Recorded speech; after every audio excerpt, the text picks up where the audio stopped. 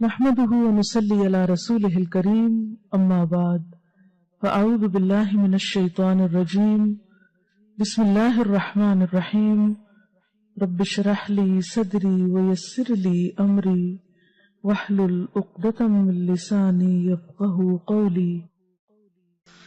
اور حضرت صوبان سے مروی ہے رسول اللہ صلی اللہ علیہ وسلم نے فرمایا قدر اور قضا کو کوئی چیز رد نہیں کر سکتی سوائے دعا کے، یعنی تقدیر، دعا سے تقدیر کا علاج بھی ہو جاتا ہے۔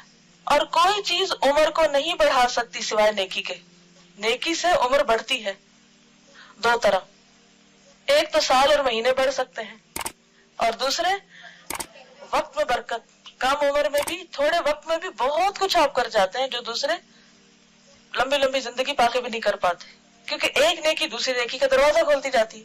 آدمی گناہوں کی وجہ سے رزق اور روزی سے محروم ہو جاتا ہے، اور رزق اور روزی میں اضافے کا نسخہ کیا ہے؟ کون سی دعا ہے خاص طور پر؟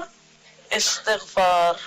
سورۃ نوح میں آتا ہے نا فَقُلْتُ اسْتَغْفِرُوا رَبَّكُمْ إِنَّهُ كَانَ غَفَّارًا يُرْسِلِ السَّمَاءَ عَلَيْكُمْ مِدْرَارًا۔ تو بارشیں برسے تو کیا ہوتا ہے پھر؟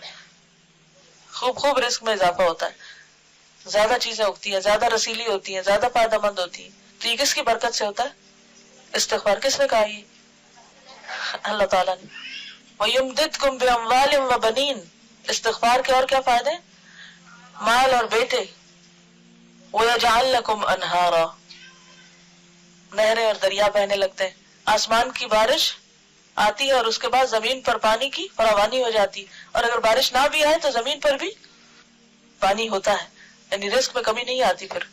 تو یجعل لکم انہارا، تمہارے لیے نہریں بن جائیں گی، لیکن ضروری ہے کہ کیا کرتے رہیں ہم؟ استغفار۔ استغفار نہیں، استغفار۔ اب استغفر اللہ نہیں پڑھنا، استغفر اللہ پڑھتے ہیں، نام اس کا استغفار ہے۔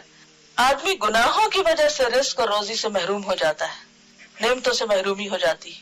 گناہ روزی کو تباہ کر دیتا ہے، گناہ روزی کو تباہ کر دیتا ہے۔ لیکن ہم میں سے کتنے ہیں جو اعتراف کریں کہ ہم گناہ گار ہیں؟ لوگوں کے سامنے دہراتے رہتے ہیں، اللہ کے سامنے کم ہی اعتراف کرتے ہیں۔ تو سچے دل سے استغفار کیجئے۔ جزاکم اللہ خیرا۔